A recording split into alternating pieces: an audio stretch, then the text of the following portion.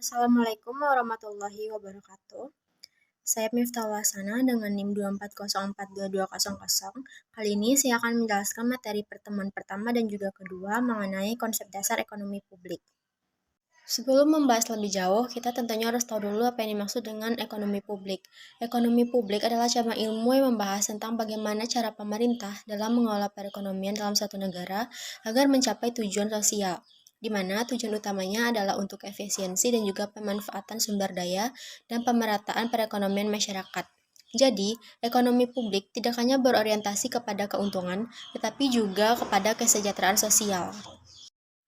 Kata ekonomi sendiri berasal dari bahasa Yunani, yaitu oikos yang berarti rumah tangga, dan juga nomos yang berarti aturan. Awalnya, ekonomi dipahami sebagai suatu seni yang mengatur rumah tangga. Namun, dalam perkembangannya, ekonomi dipahami sebagai suatu ilmu tentang bagaimana manusia mengolah sumber daya yang terbatas untuk memenuhi kebutuhan hidup yang tidak terbatas. Terdapat juga beberapa ahli yang menjelaskan mengenai konsep ekonomi sendiri. Salah satunya adalah Aristoteles, yang mana ia berpendapat bahwa ekonomi adalah cabang ilmu yang membahas bagaimana manusia memenuhi kebutuhannya untuk mencapai kehidupan yang baik.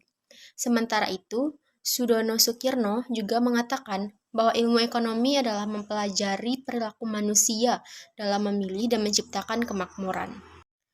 Ekonomi juga disebut sebagai suatu ilmu karena fokus utamanya adalah perilaku manusia dalam memenuhi kebutuhan hidupnya.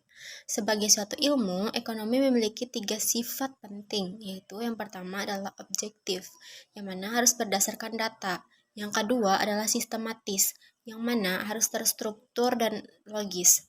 Yang ketiga adalah analitis, yaitu menggunakan metode ilmiah dalam menjelaskan setiap gejala ekonomi. Ekonomi sendiri terbagi menjadi 2 cabang besar, yaitu ekonomi mikro dan juga ekonomi makro. Ekonomi mikro membahas perilaku manusia, individu, rumah tangga, dan juga perusahaan dalam pengambilan keputusan seperti konsumsi, produksi, dan juga harga barang dan jasa. Yang kedua adalah ekonomi makro, yang mana membahas tentang perekonomian secara keseluruhan, seperti inflasi, pengangguran, dan juga pertambahan ekonomi, dan juga kebijakan pemerintah. Dalam ekonomi, kita mengenal 2 hal penting, yaitu barang dan jasa. Barang adalah sesuatu yang berwujud dan bisa digunakan untuk memenuhi kebutuhan manusia. Sementara jasa adalah sesuatu yang tidak berwujud, namun memberikan manfaat kepada manusia. Barang dan jasa memiliki 3 peranan penting dalam perekonomian. Yang pertama yaitu sebagai alat pemuas kebutuhan manusia, karena setiap manusia membutuhkan barang dan jasa untuk kehidupan sehari-harinya. Yang kedua adalah barang dan jasa sebagai indikator kesejahteraan, yang mana artinya jika barang dan jasa mudah diperoleh, maka tingkat kesejahteraan masyarakat akan lebih baik.